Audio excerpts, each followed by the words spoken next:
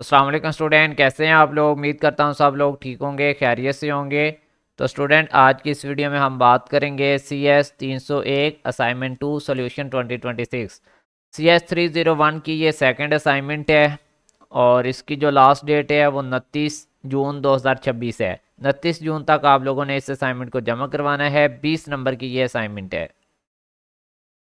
और जिन स्टूडेंट ने first assignment मुझसे बनवाई थी उन सब के 20 नंबर आए हैं। और अगर कोई स्टूडेंट ये वाली असाइनमेंट भी मुझसे बनवाना चाहता है तो सामने स्क्रीन पे मेरा व्हाट्सएप नंबर है, इस पर आप रब्ता कर सकते हैं।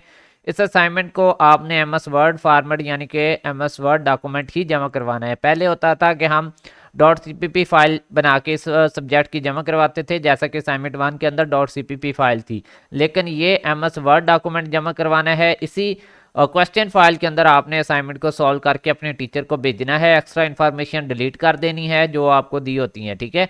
अब यहाँ पे सबसे पहला क्वेश्चन था कि given message I am Pakistan, ठीक है। ये दिया गया मैसेज है आपके पास, जिसमें आपके पास टोटल 14 करेक्टर हैं। यूनिक करेक्टर इसमें 9 है। और यूनिक करेक्टर में ये होता है कि डुप्लीकेट करेक्टर काउंट नहीं होते। और मज़ीद इसमें अगर हम देखें तो टोटल करेक्टर के अंदर स्पेसिस भी काउंट होती हैं। तो स्पेसिस यहाँ पे काउंट करने के बाद ये हमारे पास टोटल 14 करेक्टर है। और आपके टीचर ने पूछा हुआ है आपके पास यहाँ पे क्वेश्चन फाइल के अंदर कि बिट्स विदाउट हाफ मैन कितनी हैं। तो सबसे पहले आप डायरेक्ट आंसर लिखेंगे कि 112 बिट्स हैं। उसके बाद आप इसका प्रोसेस लिख देंगे अगर आप चाहें तो, अदरवाइज आप डायरेक्ट आंसर भी दे सकते हैं। मैंने प्रोसेस साथ में लिख दिया है, अगर आप चाहें तो लिख सकते हैं कि एक बिट जो आस्की में होता है वो टोटल एक करेक्टर 8 बिट का होता है। 14 करेक्टर हैं, जब हम 8 बिट के साथ 14 करेक्टर को मल्टीपल कराएंगे तो हमारे पास जो है वो 112 बिट्स बन जाएंगे। यही आपका आंसर है। नेक्स्ट उन्होंने कहा था हाफ मेन इनकोडिंग का आपने एक टेबल फिल करना था, ठीक है। तो हाफमैन इनकोडिंग का टेबल फिल करने के लिए यहाँ पे सबसे पहले तो देखिए फ्रीक्वेंसी है। फ्रीक्वेंसी ये होता है कि आपका करेक्टर कितनी टाइम आ रहा है। तो यहाँ पे आई को देखें तो यहाँ पे 1 टाइम, और ये सेकंड टाइम, और यहाँ पे third time. I am a Pakistani, तो ये 3 दफ़ा इसमें आई आया है, तो यहाँ पे 3 फ्रीक्वेंसी है।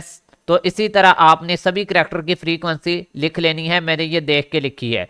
इसके बाद हम जो है ना वो जब ट्री बनाएंगे तो उसमें से हमने देखना है कि आई की तरफ जाते हुए हमें कितना, मतलब यानी कि हाफ मैन कोड हमारे 0101 हमने, एक होता है ना 011101, इस तरह से।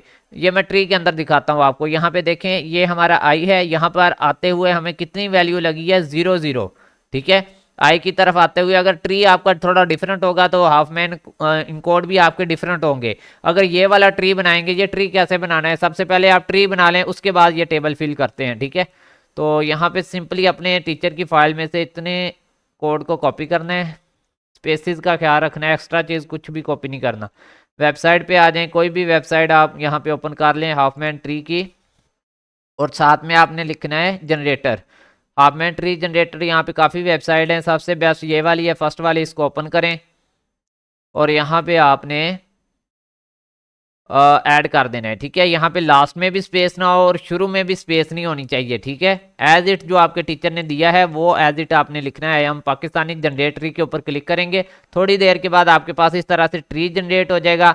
अब यहाँ पे होता है SN लिखना, स्निपिंग टूल आ जाता है, यहाँ से आप ले लेते हैं इसका स्क्रीनशॉट और एज इट उसी स्क्रीनशॉट को आप कर लेते हैं पेस्ट अपनी फाइल के अंदर, ठीक है।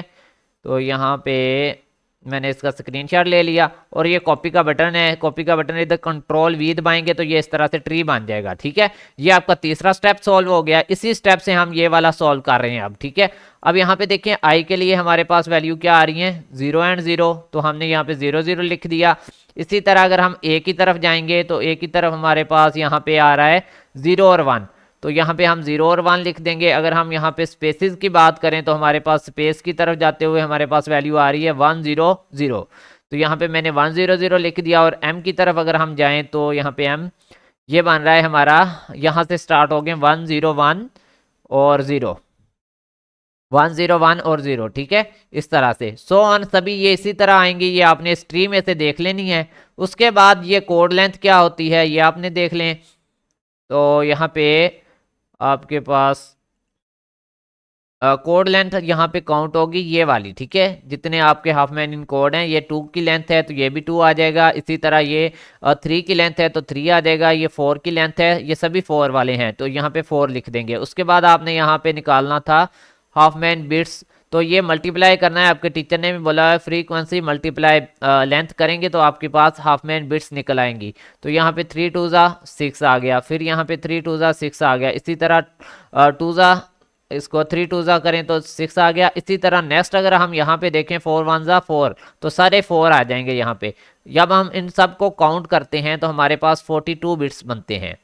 तो ये आपका 3 पार्ट सॉल्व हो चुके हैं। पहला पार्ट 112 बिट्स वाला, दूसरा आपका ये टेबल फिल करने वाला, और थर्ड आपका ये हाफ मैन ट्री कैसे बनाना है वो मैं आपको सिखा चुका हूँ। 3 पार्ट हमने सॉल्व कर लिए। नेक्स्ट हमारा 4 पार्ट है कि एवरेज बिट्स पर करेक्टर हमारे पास कितनी आएंगी। तो डायरेक्ट आंसर है 3 बिट्स पर करेक्टर। और कैलकुलेशन आप लिखना चाहते हैं तो यहाँ पे आप लिख सकते हैं कि टोटल हाफ मैन बिट्स को टोटल करेक्टर के साथ जब हम डिवाइड करेंगे तो हमारे पास 3 बिट पर करेक्टर निकल आएगा, ठीक है।